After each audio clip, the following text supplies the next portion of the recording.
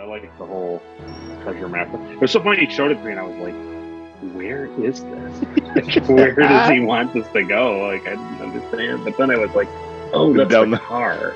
It's down by the canals. I could tell it was your house and your two cars in the front. I was like, "What's this over here, though?" Because I just don't know I don't know their layout. You know? Yeah. It was funny. So, all right. Well, I'm gonna hit it. Okay. Run it. Smash it. There we go. There we go. Here we go. I don't think I'll be presumptuous and call the people watching this anything yet. I'll just be like, "Hey, nice."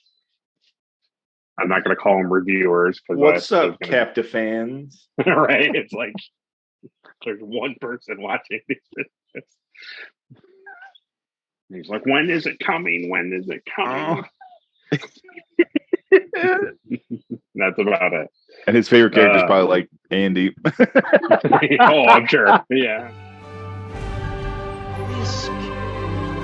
Risk is our business. Out there. That way. Oh, God. What happened? Starfleet was founded to seek out new life. Well, there it sits.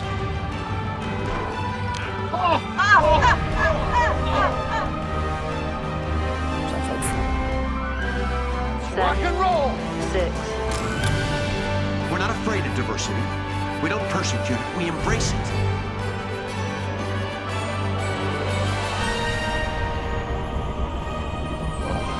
At least I won't die alone. Join our Federation of Planets. And reach for the stars. Those were the days.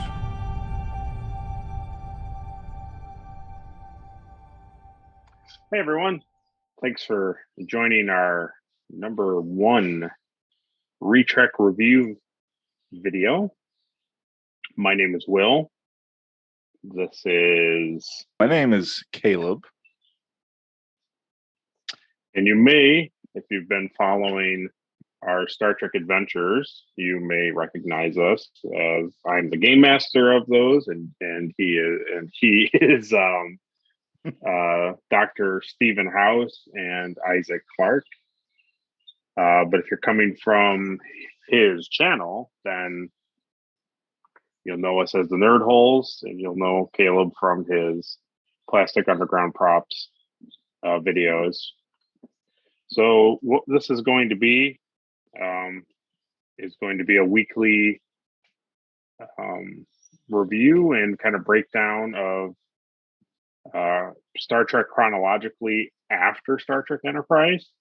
Caleb has seen Star Trek Enterprise for the most part, and we're going to kind of go beat for beat for most of Star Trek after it. I am going to kind of skip around with the Kirk material just because I think for Caleb's sensibilities, it'll be hard to sit through like 79 episodes of that when a lot of it is kind of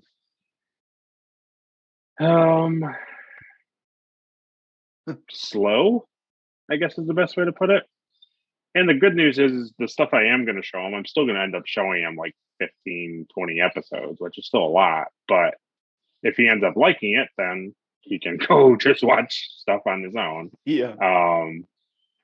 But I tried to just only stick to episodes that like either are just classically good episodes, or they tie into something in the future, or it's a continuation, in a sense, like a continuation of Enterprise themes. So did that, and I'm going to omit 2 Kirk movies. I already know that the fandom knows probably the 2 that I'm not going to do, and that's The Motion Picture, which is the first movie, and The Final Frontier, which is the 5th movie. They're just not they're not necessary for Caleb to watch, and also they're just not the strongest movies. So, and then after doing that kind of like hop around thing, we're going to get right into the next generation, and we're going to do every episode beat for beat, just do it So eventually this will just turn into like a next gen follow along. But until then, we're going to go through Strange New Worlds, the original series, the animated series, and a few of the Kirk movies. So this is why today we are going to start with the original series 1965 pilot, The Cage. There's a lot of interesting things about this that kind of makes it like one of the weirdest kind of things to be in Star Trek. So the really cool thing is, this is it. Like when this was created, this was Gene Roddenberry's like this is what he gave to the NBC executives. He was like, Star Trek ? And they bought it. Now, from what I understand, there's a lot of conjecture and a lot of fan back and forth stuff. But what I can kind of piece together the best is that Gene Roddenberry he had this really great idea for basically this like futuristic, the world has got their stuff together and everything is kind of like working out. And what if we could all live together in harmony? And he wrote in 1964, he wrote this like draft, and it just said Star Trek is, and then he wrote several stories to kind of get sold. And then like a year later, he got it in front of NBC executives, and they didn't really care about it. It was like space, they were really into cowboy stuff at that time, and like it was all cowboy stuff. So he kind of was leaving the room. He was just like, all right, whatever. And he was teamed up with a NBC studio executive. His name was, I think, Herbert like Solo or something like that. And he fought to like, before Gene left the room, he said, hey, listen, we got let us film this story that he's come up with. And if it doesn't work, just sell it as a TV movie. You'll recoup your losses, like you'll get things back, and we won't bother you. And it was like, and also, I'm not leaving until you do this, because he had apparently like power over these guys. So they agreed to it, and they began production on it. And Jeffrey Hunter, the guy, the actor who plays Pike, was like a big cowboy star. I think he had already been in things like The Searcher, and he had been in some other things. So they put him on it. They cast the other people, and we see the result. But here's the interesting thing: this episode that you just watched didn't air. So filmed in 64, 65. It didn't air until October 4th, 1988. So it never saw the light of day during Star Trek. And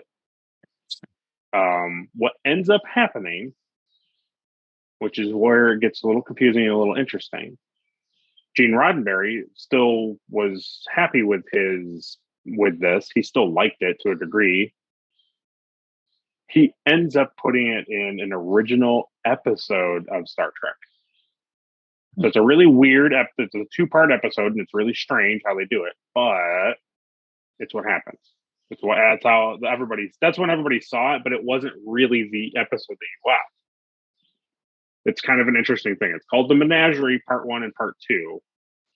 And I won't spoil anything for Strange New Worlds, but something happens in that episode, and it makes Spock ends up doing this thing. And then to understand Spock's motives, they go back and watch this like recording that the Telosians made of the incident, and they sit like in a room and literally watch the episode. That's weird. It's really weird. It's really, really strange.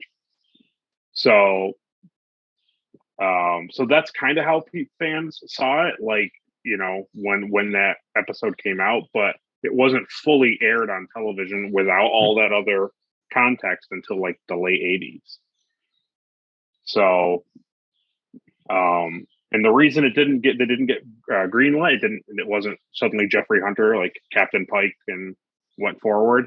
It was because after it aired in the NBC, well, it didn't air. After the NBCs looked at it, they just thought it was like too cerebral. They thought it was like way too over people's heads, and they didn't like the number one character. They didn't like her. Yeah, they didn't like. They thought Spock was like too alien, like he was just too unrelatable to.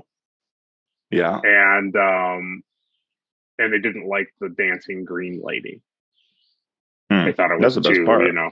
Yeah, they thought it is. I will say it's a very weird place to start, like episode 1 of a new season. Yeah. It's like a lot of stuff that seems like it's already been explained and you should have already known, like these characters. It's like very much like, what are these people doing in space? Like, I don't even understand why they're in space. And then they find these big head aliens that can project their mind. And it's like, wow, this is a lot of information, like immediately, that I have no context of like any of the people in the episode. It's a weird place to start. It really is. And so the cool thing is like, from your perspective, you have Enterprise, so you generally understand like what's happening. But if you had never seen anything and this was the first thing you ever saw, you'd be like, what is this? Yeah, if this came on your TV at night in 64, you'd be like, what is this? And it's all. And Gene Roddenberry agreed. He also was like, out of all the stories I had, like maybe this one was a little too heavy. Maybe I could have started and explained like the Federation and why they're in space. Like, maybe you could have done that. Maybe. So that's the really interesting thing about it. It's. But the cool thing is now with Strange New Worlds, there's a little caveat to it, but 97%, 98%, 99% of the episode is canon. There's a little bit of it that is not canon. Just what's interesting is the episode immediately starts off with like Pike wanting to retire. Yes, yeah. Like he doesn't want to be captain anymore, which is interesting. So I don't know really like the full story going forward, but you can kind of see how they kind of fudged it to be like, he's not on that ship anymore. He's captain of a different ship or different crew. Yeah. So this is the cage. This is the pit, basically the failed pilot. And it was written by Gene Roddenberry and it was directed by Robert Butler. So here's the cool thing that you'll like. So in Star Trek universe, it's 99 years from the last episode you saw, Terra Prime. So it's almost 100 years after that episode. Okay. So that's why when our Star Trek game that we play, it's like there's nothing. Like in canon, there's like nothing between the end of Enterprise and the cage. There's like there's like stuff that you can read about that like other shows have referenced, but like there's no TV program that like takes place in those time periods. So it's kind of like I was telling you the other night too. It's interesting that like as soon as episode starts, they're talking about the crash site of the Columbia, like they're getting a signal from the Columbia, and you're like, I was like, man, that's really interesting. Like, obviously, like the Columbia is a thing, you know, and then Enterprise wrote after, so it's 100 years, so it's a whole different crew. Yeah, and the woman is a survivor of the wreckage, right? I mean, yeah. But like, they don't crash until it's been 18 years. Yeah, like the 2230s, which is then it's even then it's still it's still like 80 something years, 81 years after Enterprise. So when she crashes. So the synopsis is, as we've been kind of discussing, is while investigating a distress call from Talos 4, Captain Christopher Pike of the Starship Enterprise is captured and tested by beings who can project powerfully realistic illusions. So what did you overall think of the episode? I enjoyed it for the most part. It's interesting. Kind of like I was saying, it's a weird place to start. Like episode 1, it's a weird kind of like throws you into it, you know. I'm trying to think like prospectively too. Like, so like you said, it didn't air till the 80s, but in 64 when they made this, you're trying to like, I was looking at like production like value and like like the stage where they filmed and stuff, and you can tell, I mean, you know, it was never meant to be shown in like 4K, but right, you can tell like a lot of the stuff is practical, like the rocks are practical, and then you can tell like higher up on the rock faces is like crumpled paper that's been painted to kind of match that texture, and then the backgrounds are all painted, you know, they're just I think they used to like paint like mats and then like project them into the like behind the footage basically. And I like that. I like that aesthetic. I like that like 60s aesthetic. Did you end up watching it on, you watched it on Paramount Plus? Yes. So the cool thing about that, because I did too, it's remastered. So like in the 2000s they remastered it. So a lot of the special effects look nice because, or at least like the cutouts of things look better, or just like they're off, but they're not bad. Cleaner. It's because they've gone through and like made it look really nice.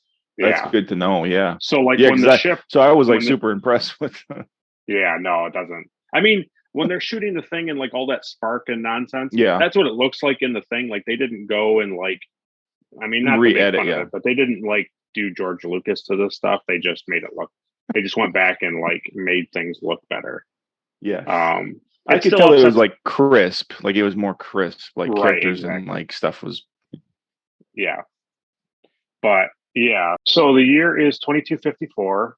It is 2 weeks after a battle on Rigel 7 that left 7 crew members injured and took the lives of 3 USS Enterprise crewmen, including Christopher Pike's yeoman. The ship encounters a space distortion on a collision course, according to helmsman Jose Tyler.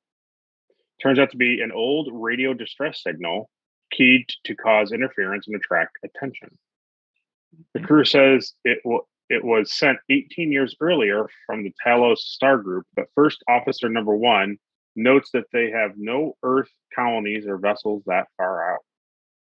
Pike declines to investigate without any indication of survivors, but proceeds to the Vega colony to care for the crew's own injuries, which is an interesting thing if you noticed in the episode. Like, there's weird things that you're like, is this a filming choice? Or is this like the actors weren't prepared? But it's not. It's a story beat. So you'll see, like, when here in the scene when we get to it, like when they're walking, like Spock is like limping. Oh, yeah. And like there's a guy there's a guy. I don't know what his name was, but he talks and he has like a white patch on his neck here. Underneath his uniform, and then one of the helmsman guys has like a wrap on his hand. I did notice that. Yeah, it's because of this battle that they've. So like you're supposed to think that like these people are injured and they're trying to, you know, return to a facility to get healed, but it's not spoken about. So you kind of just looks like perhaps the actors had like. You know, bandages on them when they were filming. It's what it kind of looks like. Yeah. Yeah, they just came off the set of a cowboy movie where they all got buffed out for horses and stuff. Exactly. That's funny. The scene I thought was kind of awkward was Pike is like, you can tell he's exhausted. Yeah. But he has that thing with the woman that gives him his the yeoman, note. Like Yeah. It's like, oh, okay, so there's this history here, but like I don't, who knows what it is. Right. But he's always like mad that she's on the bridge when he's on the bridge, but like her job is to give him the report. Like what? Like I don't Yeah. understand what's going on. It's a But then thing from where that, it's like, yeah, go ahead. No, go ahead. he goes into his room and he like lays down and he calls like the doctor to come into his room. Yeah. While he just like lays in bed and you're like, why don't you just go to bed? Like, just, like it was that was kind of interesting. It's yeah. So we'll get into that. It says Pike calls the Enterprise Chief Medical Officer Dr. Boyce to his quarters, but Boyce instead fixes Pike a martini to induce Pike to talk about the battle on Rigel 7. Pike has been thinking that one little shot. Yeah. Pike has been thinking of resigning, burdened with making lethal decisions, but Boyce counsels against it.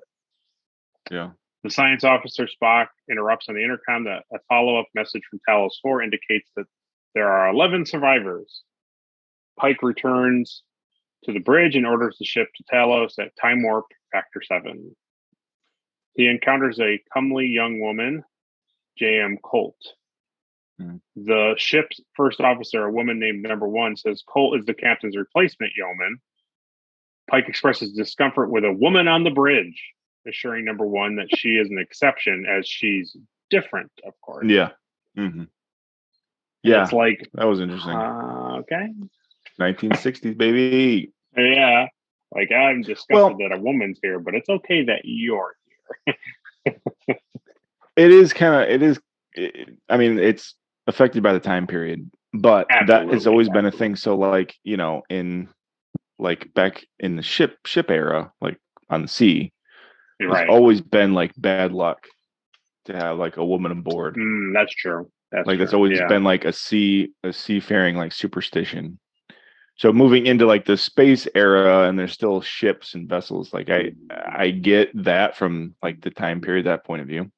So it's kind of I kind of like seeing that. Yeah. On the spaceship too, it's it's fun.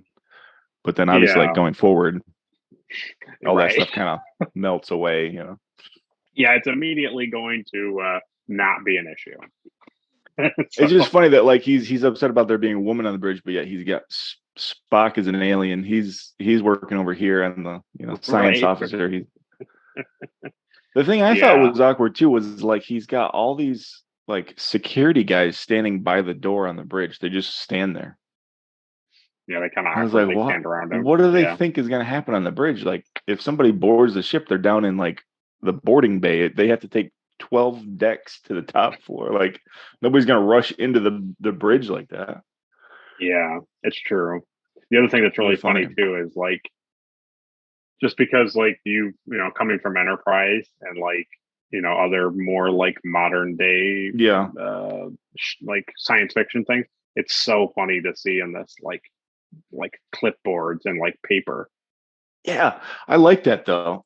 That's cool. He's literally going through like the, which is funny because it's like, and the thing that's happened is because fans can't, they can't like let stuff just let it be what it is.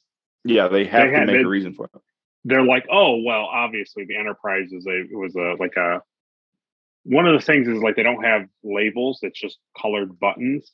So the fan theory is people back in that time period, like the Enterprise was like a challenge, like a ship that couldn't be taken over by other aliens, and was like a only like the top like basically like Top Gun people were on the Enterprise, so you didn't need labels and stuff because those guys knew everything. Yeah, it's like that's their whole explanation. Not that they were just trying to film this thing and didn't care about like this says warp, this thing says phasers. Like nobody cared. They're like push the green button, push the red button. Like they didn't know. Yeah, obviously green is good and red is bad. I mean that's a pretty insane thing. But you know what I think I appreciate about like the paper like filing and paperwork and stuff is like I think that's more secure. Oh, absolutely. To have your ship just not like open to like, because how many times in Enterprise do you see like somebody just gets on board and they like hack all the computers immediately? Yeah. So it's like if it was all paper copies and you couldn't like take control of the ship, like, well, that's a lot right, better. To your point too, like the Telosians end up hacking the Enterprise anyway, Yeah, taking all their stuff. So it's like, well, happens all the time. they make it look like they had control of it. Yeah. But I like that. I like the comm, and then it prints out the like sheet, the yellow like I like that. That's cool. It's a cool. It was cool. And back then, that was super futuristic. Oh man, like it was. So I was gonna be mad at first because I was gonna be mad that in '64 they were able to figure out how to make automated doors, but yet in 2023 I can't figure it out in my basement. But then I remembered that in the original Star Trek series, it is two guys on the other side of the wall, literally pushing the door. Yep. Yep. And then I said, okay, good. I don't feel as bad. So when I eventually take you to the Ticonderoga place, they have the setup for the doors. That's cool. It's like a pulley rope mechanism, and the doors open, and then when he lets go, it closes. That's so funny. Yeah, it's pretty cool. Obviously, it works great on set. That works great on the set. Yeah, but the thing I've heard other Star Trek people. I don't know about so much from Shatner's era, but maybe Shatner's era. But everybody like from the 80s, 90s forward, they always told the actors to commit. Like just you walk at that door. If that door is closed, it doesn't matter. You're gonna walk at the door like it's going to open.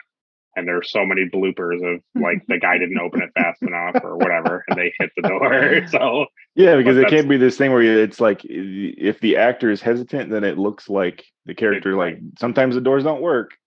Right? Exactly. Like no. The door is going to open. Right. That's just like when you go to the grocery store. Cool. Like the door is going to open. You're not going to. Exactly. Yeah. Yeah. Yeah, that's funny. Okay. Yeah.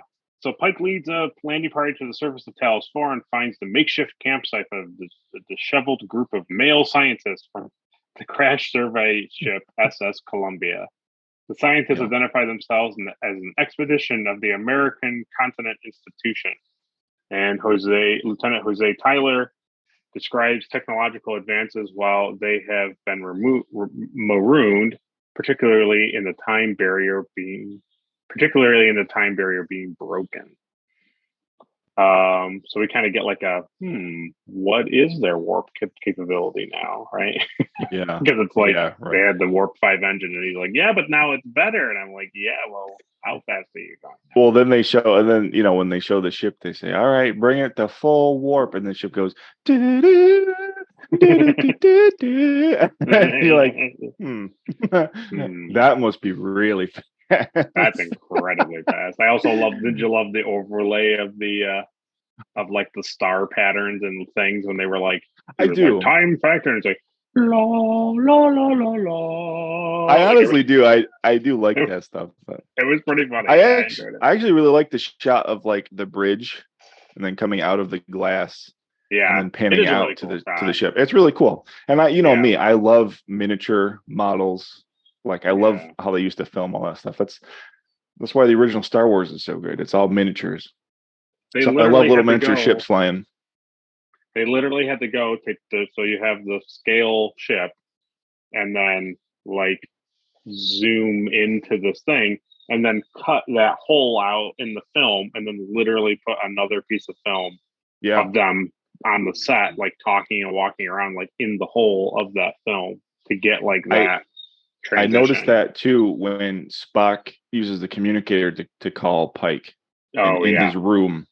He's got the little communicator video, and it comes up, and it's like it's black, and then it goes boop, and it's very much like a warped perspective of like Spock talking. But I like that. It's practical stuff. To me, that's cool. I mean, it was revolutionary in the 60s. So even when like the Telosians are watching.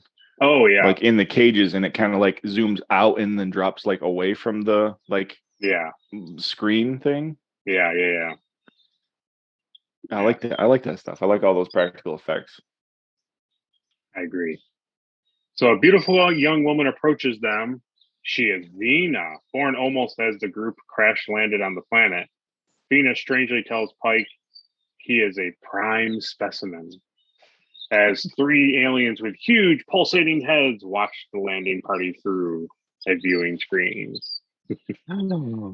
Yeah. Boyce provides his medical report to Pike and reports that the survivors are in good health, almost too good. It's almost like they're not even here. They're so healthy. The scientist Theodore Haskins offers to show Pike their secret, and Vina leads him away from the others. Vina suddenly vanishes along with the scientists in their camp. Telosians render Pike unconscious and abduct him through a doorway in the rock. That elevator system is so funny to me. Yeah. I also liked his wizard staff, smoke thing that he did to Pike. Yeah. Like, ooh. Yeah.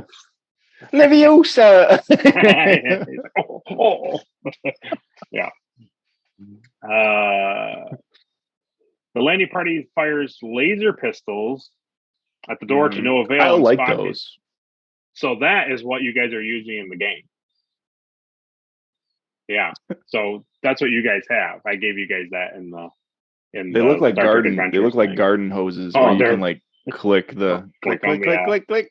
Like, oh, okay, now it's on mist. Yeah.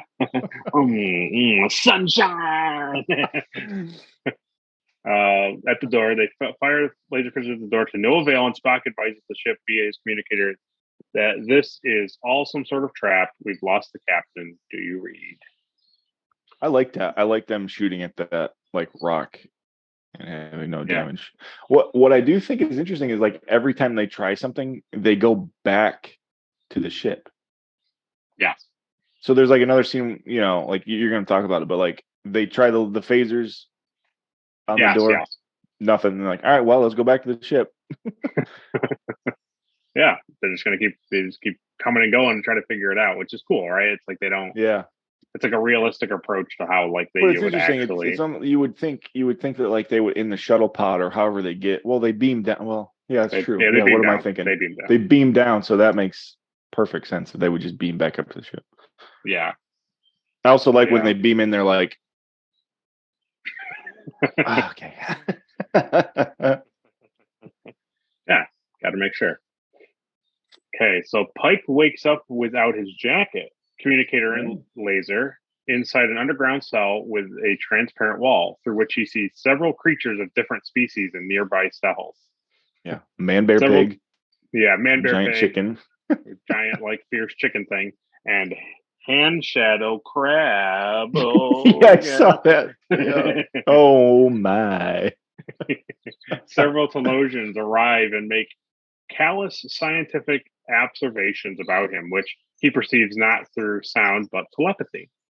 They note that Pike is more adaptable to his new surroundings and prepare to begin the experiment. Bring in the girl. You will find he is acceptable. The Telosians intend to make Pike experience illusions based on his memories in order to interest him in Vina. The first illusion returns Pike to Rigel 7 with the new task of saving Vina. Pike is not interested in participating, telling Vina he is not an animal performing for its supper. But he is interested in learning the parameters of the illusion and of his captivity. Nevertheless, he manages to survive the illusionary attack from the Kalar and is returned with Vina to his cell. That's what that caveman guy was supposed to be? Yep, he is crazy. He was the thing that they were like the primitive had interacted with, and that's what killed those people. Killed 3 of his own people.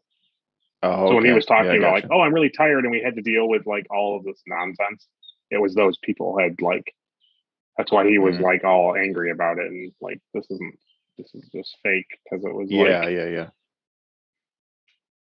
yeah, that's kind of cool. Yeah. When you hear the noises coming down the corridor, you're like, oh man, this is gonna be cool. And that's a cave dude, a caveman. Yeah. It's Attila the Hun looking like caveman. Yeah. Yeah.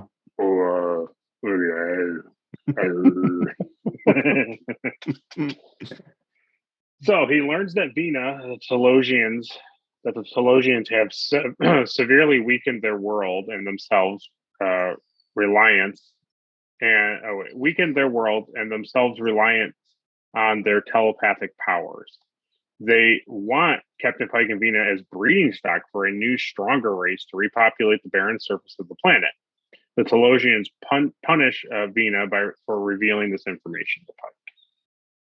Yeah. The It's basically Telosians, like they've all became like gamers. They just like don't do anything anymore because they're like, well, why would you work if I can just like pretend I'm at the beach? right? Yeah. Wow. Yeah. That's a great idea for society. Yeah, they just all go underground and they're just like, what if we thought about just looking at this thing? What if I just thought about food? And they got to the point where like, well, this is boring. We need real things. Yeah. So the Telosians provide him with a vial Yeah, of that's liquid pretty funny. nourishment and insist that he consume it, even offering to make it appeal as any food he wishes. Pike proposes to starve himself instead, which results in the keeper punishing him with an illusion of being surrounded by scorching flame and threatens to punish him more severely for discontinued disobedience. Was that supposed Pike, to be like his idea of like hell? I think so. Because there's a couple things with the Adam and Eve thing and that, and a couple other things. It's kind of like sort of talked about that he has like a religious kind of like thought, and we'll get into it afterwards. I'll talk about it at the end of this in more detail. So Pike appears to relent by consuming the liquid, but then displays another outburst of attempting to break through the containment, unexpectedly startling the keeper. Pike realizes that the keeper was unable to read his mind during his outburst of anger and tries to inquire more as to why this is. The keeper, still unable to probe Pike's mind, attempts then to distract Pike by changing the subject to Vina. Pike relents again, and the keeper reveals that Vina was the sole survivor of the Columbia crash and confirms that she inadvertently revealed previously that Pike and Vina were being kept to propagate humanity and repopulate Talos 4. Conversation ends with Pike demanding that the Telosians punish him instead of her, since he is the one being uncooperative, which the keeper regards as an excellent development in their relationship. The next illusion is a pleasant picnic just outside Pike's hometown of Mojave. There you go. With Vina attempting to entice Pike with the familiar setting, but with Pike still resisting, knowing that all of it is just a mere illusion. Vina then realizes that scenarios with which Pike is already familiar have not been successful in enticing him to cooperate, and surmises that he might be more easily swayed by a forbidden fantasy. The Telosians next tempt Pike by making Vina appear as a dancing Orion slave girl. So the picnic scene is kind of cool because like the picnic scene is really cool. Yeah. But the city looks so cool, like futuristic, like in the background. Yeah, it's honestly one of the best set pieces that they designed, because like it literally feels like you're just like on some weird hilltop, like out in the Mojave Desert that's now like beautifully green and lush. And like way off, how, like you're saying, perfect. is like all the like how perfect Earth is after you take care of it. Yeah, exactly. Yeah. But I like that too. It's funny that he's wearing all of his like cowboy getup, but he still has his like high glossy like boots, like Enterprise boots on. Yeah. The thing that's funny too is that scene where she's dancing as the Orion girl, and he's like, that guy next to him is like, hey, this is pretty good. And the whole time he's just like, he's just getting more and more angry as he's sitting there. He hates it, it's cool too because like I'm coming off of Enterprise, like the last season, you see the Orions, so it's kind of cool to see that like tied in again too, like even back then, like the Orions were this like basically slavers, space slavers. Yeah. But little did they realize that the ladies are in The charge. ladies are in charge. Yeah, I just found that out. So the Enterprise tries without success to channel the starship's power to the surface to blast away to Pike. Then Spock locates the Telosian's power generator and prepares a landing power T. However, only the females, number 1 and Yeoman Colt, are the only ones transported, as the Telosians seek to give Pike a choice of mates, and their weapons and communicators appear not to work. Vina resents the competition. Number 1 says, records indicate Vina cannot be as young as she appears. Yeah. As the rescue attempts have failed, Spock orders the Enterprise to leave orbit, but the Telosians immobilize it and scan its records, convincing Spock that the ship's utility to the Telosians is at an end, and that they will now swat this fly. Pike determines that any strong emotions keep the Telosians from controlling his mind and uses this to his advantage. While Pike feigns sleep, the Telosian magistrate tries to recover the female officer's lasers from the cage. Pike seizes the magistrate and ignores the illusions. He reasons that the malfunction of the lasers was itself an illusion and uses the laser pistol to compel the magistrate to stop deceiving him. He now sees that they had blasted away the wall of the cage on their first attempt. Yeah. That was cool. That was really cool, right? Yeah. Yeah, that was really cool. It's all the thing I also like about this is like a lot of stuff happens and you're just like, well, why wouldn't this happen? And then they say it, right? It's like, hey, drink this thing. And he's like, no, like I don't want to drink it. And he's like, but if you wanted me to drink it, you could just put into my mind like the incontrollable like thirst or hunger. And it's like, well, why aren't you doing that? And it's like, because they can't. They don't have emotion. Right. It's like stuff that they touch on that I like. And it's like also like, well, is stuff not working or is it just an illusion? And it's like, well, no, everything's working just fine. It's just an illusion. Yeah. Yeah, because like after you see that they actually shot through the cage, you know, then you're immediately like, well, so why didn't the lasers work on the door? And then the next scene, like you see that like that whole mountaintop is gone. Like they blew. There literally was one point where like they were using like the full size like phaser, and it was probably just like shooting a beam straight out into space. Like it was just because the mountain was gone. Yeah. Yep. So it says he escapes with the women to the surface and sees that the blasting operation of the door had also succeeded. Despite an illusion made to appear otherwise. But the communicators still don't work, and the Telosians says that the original goal was to put the group on the surface. Pike offers himself as a captive for the freedom of the others and the Enterprise. But number 1 begins a force chamber overload of her laser pistol, intending to destroy herself and her shipmates to thwart the Telosians' plans. She tells the Telosian magistrate that it is wrong to create a whole race of humans to live as slaves. The magistrate's aides arrive, presenting the summary of the ship's records. The records have shown that humans possess a unique hatred of captivity, even when pleasant, making them too dangerous for the Telosians' needs. The magistrate does not apologize for the imposition, but concedes that they will now become extinct. Pike asks if commerce or cooperation might not restore the planet, but the magistrate replies that humans would learn the Telosians' powers of illusion and destroy themselves, just as the Telosians did.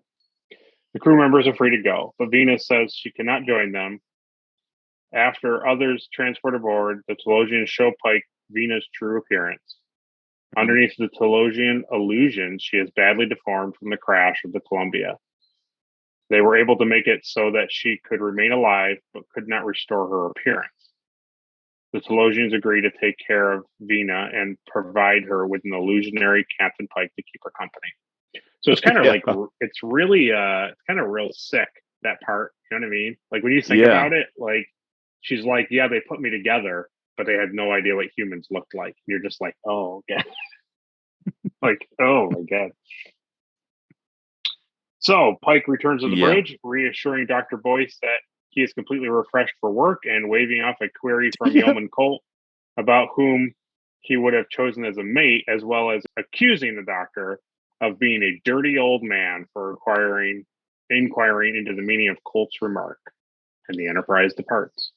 Wow, na, na, na, na. Well, Okay, yeah, but he so yells go at ahead. he yells at what's her name again for being on the bridge. Yeah. What the So here is the thing that now you're gonna have to go like erase. None of it matters. Okay, so what happens in canon now? Oh boy. What actually takes place? Everything takes place except for the last beat of him on the planet. What happens is he is down. They show him the appearance of Vina, and they restore her. He then is like, "Oh, sorry," and he leaves. They do not give her a Pike illusionary company person. They don't make Pike a thing. And he just leaves kind of like sad and brokenhearted and just leaves. So the Telosians are kind of left, and Vina are just kind of left on the planet. That's like actually what happens in Star Trek. Okay. I know it's like, what's the big deal? But it only matters like later in the future. Yeah. So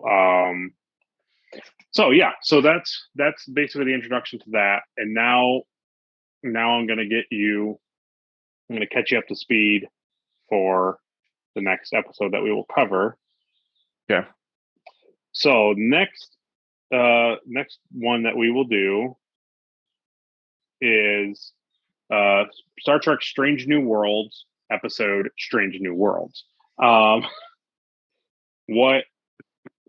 So to help you to understand this Pike, Anson Mound's Pike, because obviously Jeffrey Hunter, he didn't return because his wife told him that like science fiction was beneath him and like wasn't his forte. So he listened to his wife and didn't return, and they hired Shatner. So yeah, Pike. Shatner hasn't, he didn't have a very good career after. No, not at all. Nobody even knows him. So what this ends up happening, and try to see what I really need to tell you. So Discovery takes place like literally a year later from this. Okay. So a whole bunch of stuff happens in that, and the thing that I have to tell you, because otherwise you're going to be like, what? So Klingons end up like bombing this like outpost that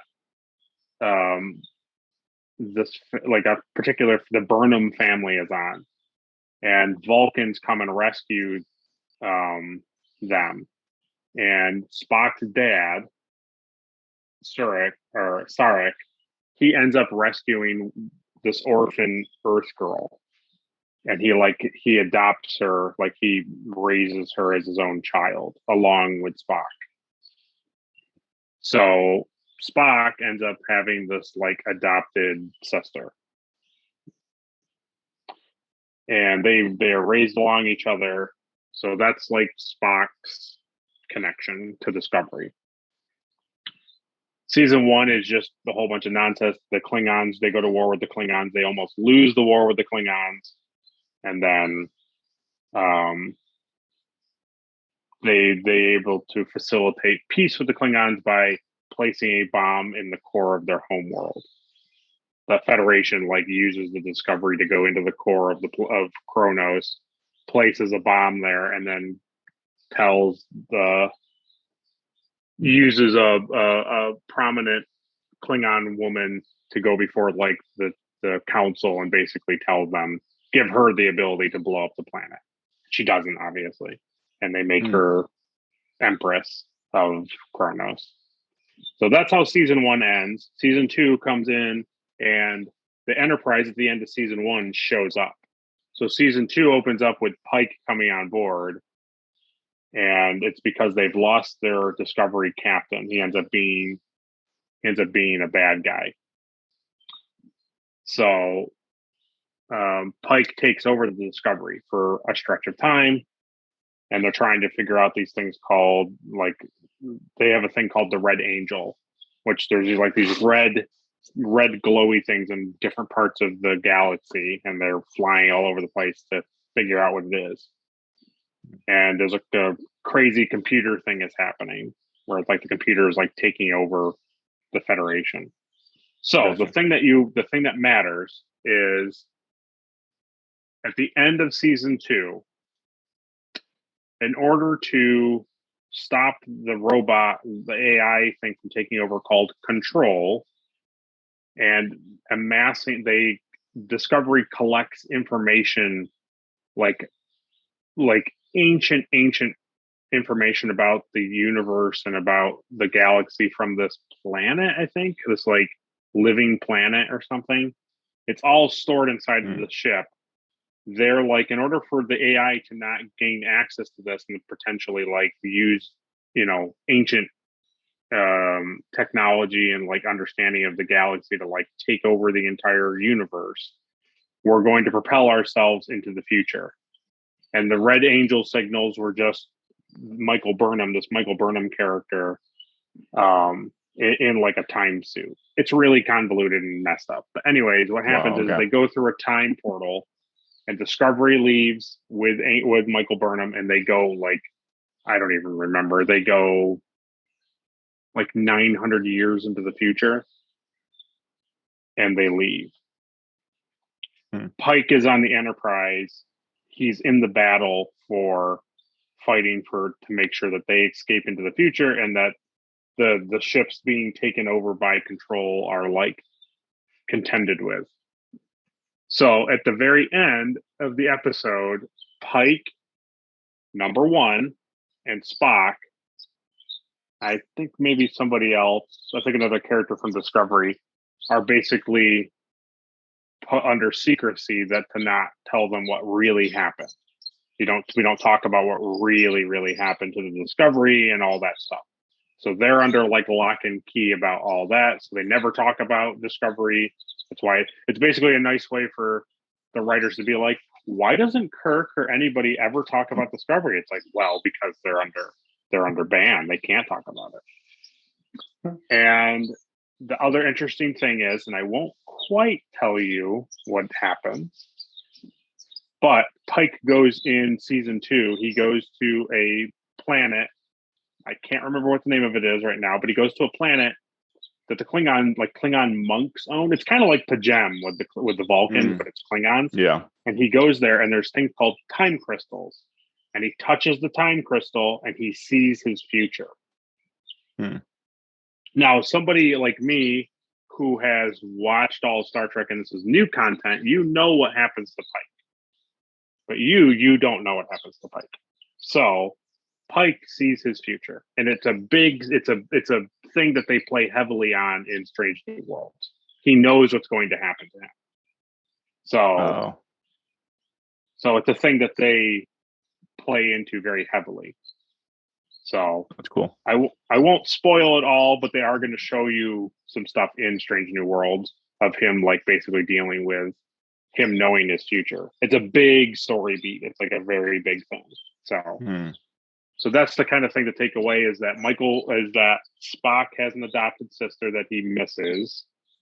He's very sad about his adopted sister being gone. And that Pike knows his future. He's seen his future. He knows what his outcome is. So, and I think that's it. And I think, if I remember correctly, this is 5 years after this episode. Okay.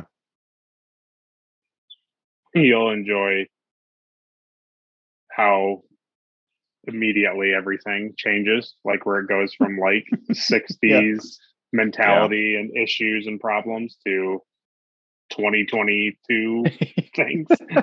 Like, Yeah.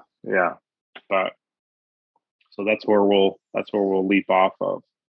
So did you before I conclude this is what we'll do you think you can do the award things that I put on you last night really quickly. Let's see if you could do. So I'm going to do these things every single episode. I'm going to do these 6 award things where I ask Caleb these questions to these, and we award the episode with these things, and they're going to be Enterprise themed because Caleb started with Enterprise. He likes Enterprise the most because that's what he started with, and so they're going to be themed to that. And it also will give Caleb a lot more better like understanding. Like if I'm like, hey, what is the best action sequence? And I'm like, we're going to call it this thing from Star Trek. He'd be like, I have no point of reference. So we're going to use Enterprise themed things. Mm-hmm. So the number one thing is going to be the Elizabeth Cutler Award. Who is the most forgettable character in the episode? The bird creature in the cage. Okay. Yeah, I agree. Okay, who is the most interesting? Like, who's the MVP? Who was your favorite character in the Trip Tucker Award? Who was your favorite character? It's got to be Pike. Okay, nice. Okay, what would you say is the best action sequence of it for the Shran Award? Oh, man.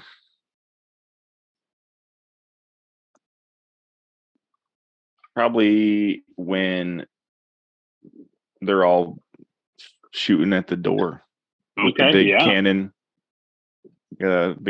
Bring it up to 11.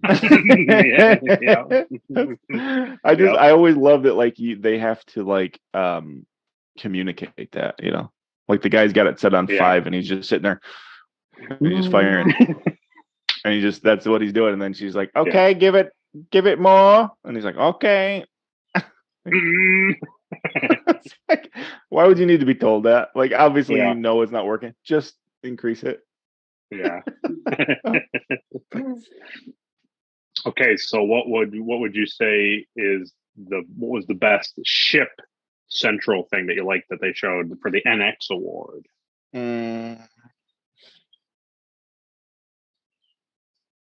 Probably that scene I already talked about, the like they're coming in. They show like the bridge and then they come out and they show like the miniature flying through space. Yeah, I agree. I like that stuff. Or the paper printer. Oh, yeah, that's right. Yeah. What would you say? Do you say the miniature film thing, or do you say the paper printer? There we gotta hammer it. I'm going paper printer. Yeah. Okay. And okay, now the Porthos Award. Yeah. What do you think was the most cheesiest thing that happened in this episode? That's really good. I really enjoy that. That's the yeah. That's the award. The cheesiest thing. Man, I think the Telosians look kind of ridiculous, if I'm being honest. That's fair. It's totally fair. Yeah, the back of their heads look like big butts, and then their little like veins that kind of like pulsate. It's just some guy going like this off camera. Yeah, it's an air pump with like a piece of like felt or something. It's fine for the year, but as of now it just does not. Yeah, it doesn't hold up. They update their look in. I'll show you what they look like in Discovery. Oh wow, yeah. They still got the necklace. That's cool. Yeah, they make them look a little more. Cool. Yeah, I do like the necklace. Yeah, I don't know how they survived, but that's all right. No, that's okay. Well, it's only a couple of years, so it's okay. Oh, yeah. So they're still doomed. Yeah, they're still doing. Yeah. So, what would you say overall is was the best thing to have in the episode? What gets the Enterprise Award?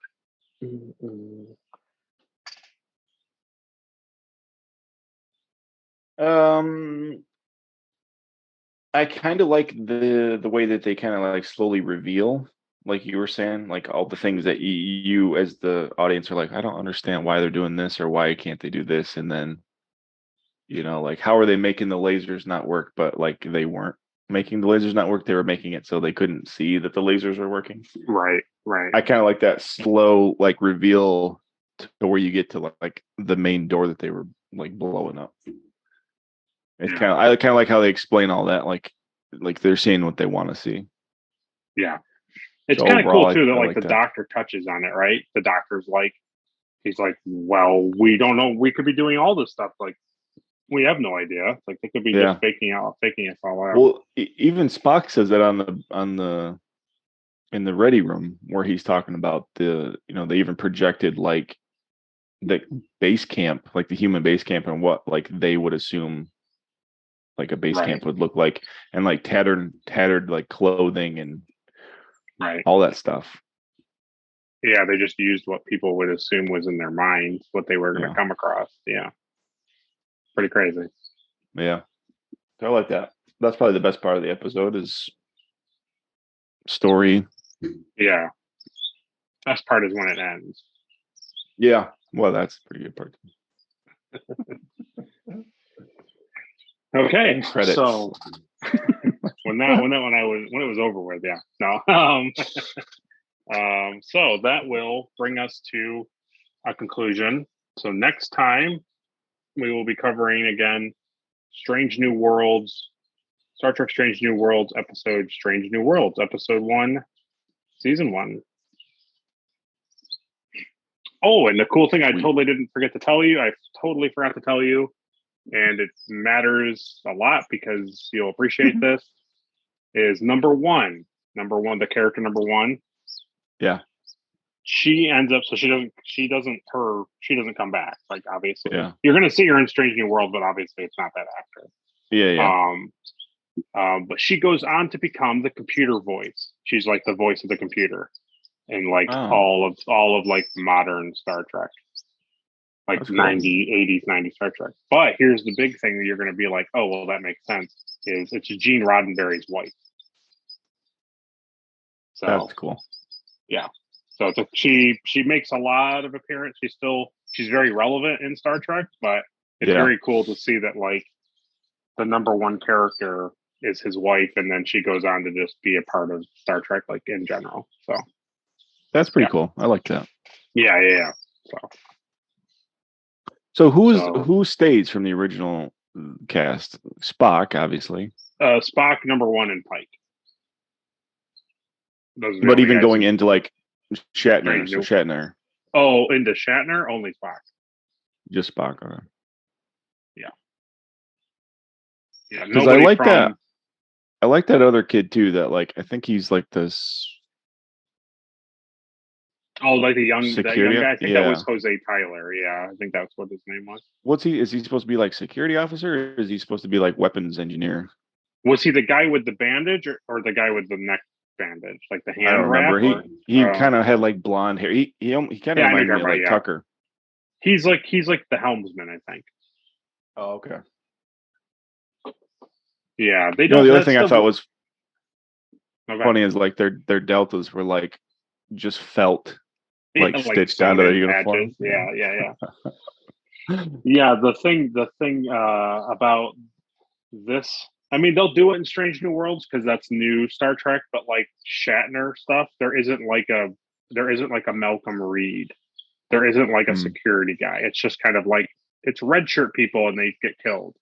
It's not until like next gen where they are like, no, this is the security officer, and there's always a security officer, and they don't do stuff until later. They're like, well, yeah, we got to get back to like what we were doing on the Enterprise. We gotta have officers and stuff. Right. But the red shirts have always red shirts have always been like security and engineers that like immediately get killed and explosions and like guarding doors and stuff. So. Absolutely. Yeah. So, but in Strange New Worlds, you'll see they'll have security off. They'll have like a dedicated security officer. So yeah, that's cool. And technically, in Star Trek fandom, like there is a security officer on the Enterprise. But it's like it's not really ever discussed. So yeah. So yeah. So thanks for watching and sticking it out with us. If you liked this, let us know by liking the video. If you didn't like it, dislike the video. Subscribe if you want to keep seeing things. Ring that bell for notifications now, because there will be normal, regular content here instead of like once every like 2 a month type of things. Now there'll be more regular content. And check out Caleb's page. He's pretty regular on uploading things. If you like props, if you like cosplay, if you like seeing things from video game, movie, TV franchise, there's a whole bunch of stuff over there. And he shows you how to do it. So you can do it at home and make it your own way. So yeah, it's fun. I got a pretty big backlog too on there. I've given him too much content, and now he's sifting through what to post for probably once in a very long time. He has like too much on his. A lot of editing. I'm almost at the point where I need to hire an editor. I know. It's a lot. It's a lot to do. Yeah, it's gonna be fun. You'll see. This. You'll see. You're doing weekly. You'll see. It's real fun. Like, yeah, I just want to sit down and have dinner. Like, no, you have to edit that video. Yeah, you can eat, but you can edit.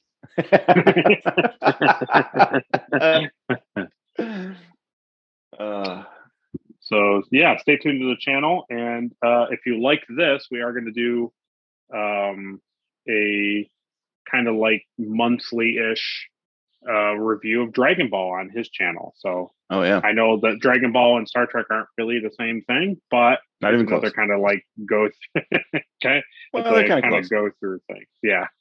It's space. Yeah. Space. The ships. And there's there's like cool technology things in it. So yeah. There is, there is. So well, there it is, folks. So we'll catch you next time. And you've been watching the Retrek Review. Thanks.